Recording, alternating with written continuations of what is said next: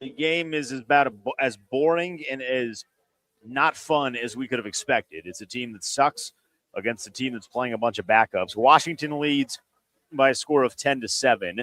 So if you are the, hey, let's win it, whatever the cost, who cares about draft position, you're feeling good. That Tanner McGee interception to Jeremy Reeves, as far as those that are concerned with draft compensation, that one sucked a little bit.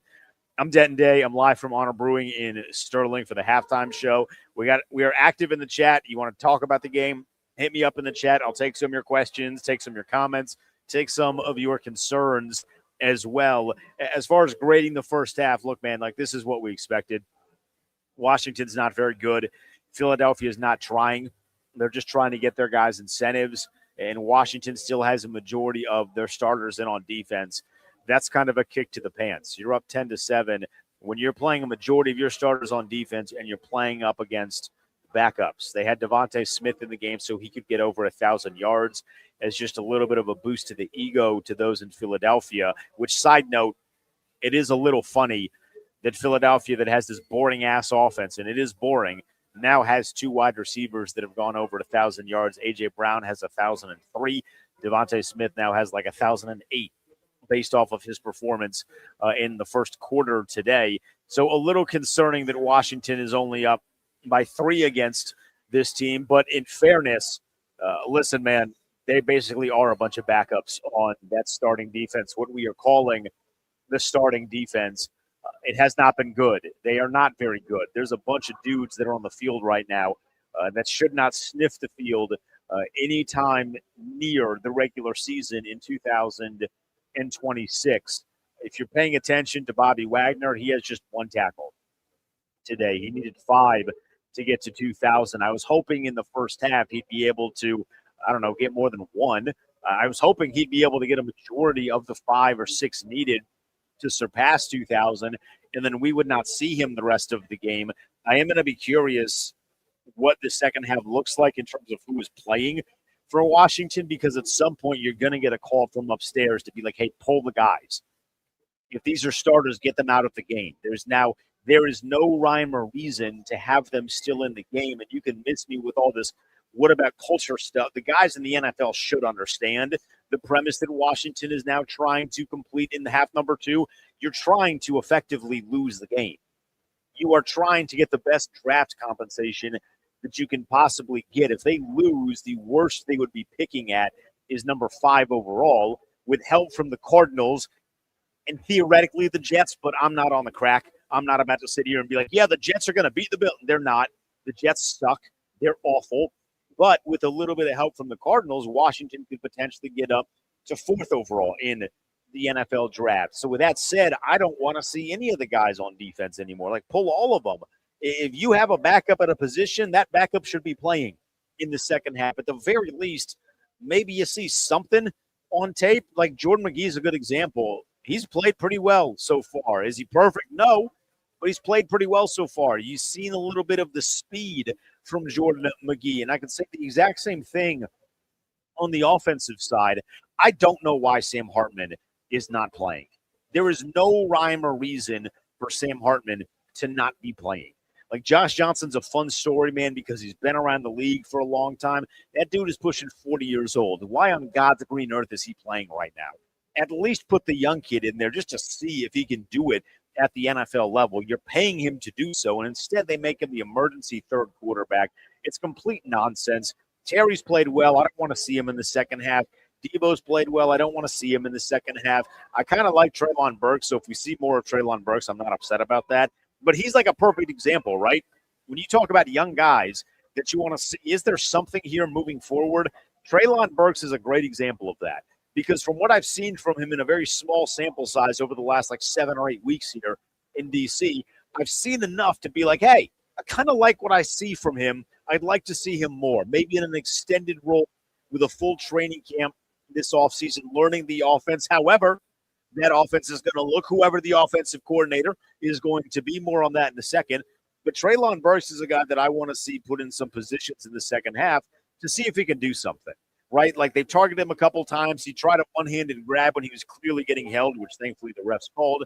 That led to Washington's touchdown, but he tried the one-handed grab again. I think there's a little something there with Treylon Burks. I'm not going to say that he's wide receiver 2 in 2026. But if you go into 2026, you get another wide receiver this offseason to play alongside Terry, and then you position Treylon Burks to be either wide receiver 3 or 4, depending on how Luke McCaffrey and Jalen Lane look in 2026. I'm feeling pretty good about that unit. So I'd like to see a little bit more of Treylon Burks in the second half. He'd be a guy that I'd be keying in on. Don't need to see Terry. I don't. We don't need to see Terry anymore. He can't get any incentives unless you want to perform a little bit of tomfoolery. Terry in the first half had 4 receptions.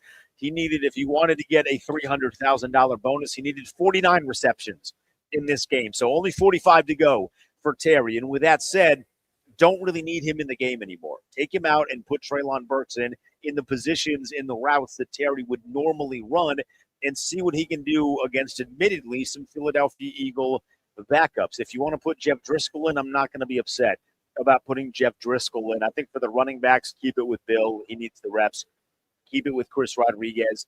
He could use the reps. But as far as the guys that are getting paid an exorbitant amount of money, there's not really a need to see them in half number 2. There's just not. Like, Bobby should only be on the field on defense to get to 2,000 career tackles. And then once he gets to 2,000 career tackles, get him out of the football game. And I have no issue with keeping him in to get to 2,000 tackles. That's a very rare accomplishment that not many people in NFL history have ever been able to reach. And then on top of that, could Bobby come back? I'd say yes. Will Bobby play again in 2026? I have no idea. So with that said, like, get him the 2,000 and then get him out of the game. In half number 2, it just needs to be about guys. Like, if you are watching the game and you see a number make a play and you've been watching all season and you see a number make a play and you're like, who is that guy? Who cares? It's good. We want to see those kind of players making plays and making receptions and making tackles and making stops in the second half. This should now be about losing for Washington. It's not loser mentality. It's intelligence. There's nothing to be gained from beating Philadelphia other than some fake sense of pride. You're not really spoiling much for them. They've already decided they don't really care about the game. Give them the win so they can be the number 2 seed. They can get their ass kicked in the postseason, because objectively it's not a very good team, at least compared to what they were last year. It's a noticeable step back on defense for them. It's a noticeable step back on offense. Give them the win so they can parade the number 2 seed and get smacked around sideways in the first game of the postseason, and then give yourself an opportunity to get a better draft pick. It's very clear in watching, and as we've watched the last, 10 weeks of the season, since most of the guys, Dorrance and Dietrich Wise and all these other guys went down, they don't have a game record. Even when Dorrance Armstrong and Dietrich Wise were healthy, those aren't game records. Dorrance Armstrong had a really great start to the season, and statistically, he was on a very, very crazy trajectory, but you knew that was not going to withstand over the course of a 17-game season. He's not a game wrecker. He's a good player. He'd be nice to be opposite of a game wrecker. He had success in that role in Dallas when he was opposite of Micah Parsons, but you should be working to get a better draft pick. And here's the thing. If you get the 5th overall pick, you are just about guaranteed one of either Arvell Reese, Reuben Bain, David Bailey, Caleb Downs, or Jeremiah Love. That's a pretty nice position to be in if you are Washington. So in half number 2, I want to see Jeff Driscoll.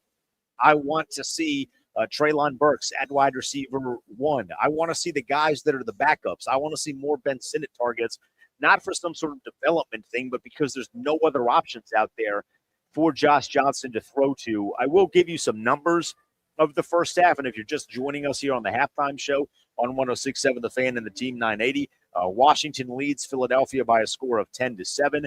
Jake Moody hit a field goal late from 55 yards after he missed one from 24 yards. When he missed one, man, I thought he was with us. He's like, hey, I am ready for that number 5 overall pick. I'm going to do whatever I can to help the football team out. And then he messed around and drilled the 55-yarder. So maybe a confidence boost for him, whatever. I can't imagine he's going to be back in 2026. We will likely continue this carousel that the organization has been on for the previous 6 years, where they don't have a sustainable kicker. But first half by the numbers, Josh Johnson's 11 of 16 for 100 yards. He does have one interception, and the interception was an awful throw. I mean, that ball just hung up there and hung up there and hung up there on what was an across-the-field throw to Deebo Samuel. Philadelphia guy picks it off, and then they squander it by throwing an interception to Jeremy Reeves just a few plays later. Johnson's also the leading rusher, 3 carries for 27 yards. Washington as a team has 17 carries for 67 yards. Chris Rodriguez, 6 of 25. Ja'Cory Cross-Merritt, 7 of 14. Deebo has 1 for 1. In the receiving department, Terry got 4 catches for 57 yards. Deebo has 2 for 20. Treylon Burks, 2 for 12. Ben Sinnott, 2 for 3. Ben Sinnott, by the way, back-to-back catches on back-to-back plays. Hey, we love that. The Ben Sinnott train is here and rolling for Philadelphia. Tank Bigsby, 6 carries, 30 yards. That's 5 a pop. Tanner McKee, 10 of 16 for 148 yards, a touchdown and an interception. Devontae Smith caught 3 passes for 52 yards. Once he caught that big one for 27, he was pulled because that got him over 1,000 yards. There must have been an incentive in his contract to get 1,000 yards. This first half, though, has been exactly what we thought. It's a bad football team going up against a team that is resting a lot of their players. If Washington loses, the lowest they are drafting is 5th overall. So what you need to root for in half number 2 is the Eagles' offense to explode, and then Jacoby Brissett in Arizona to go crazy against the Los Angeles Rams. The Jets are a lost cause. Washington's not going to get number 3, but they might get 4 if they lose and Arizona wins. We'll be back. Linnell will be with me for the post-game show. Enjoy half number 2. I'll see you in about 90 minutes.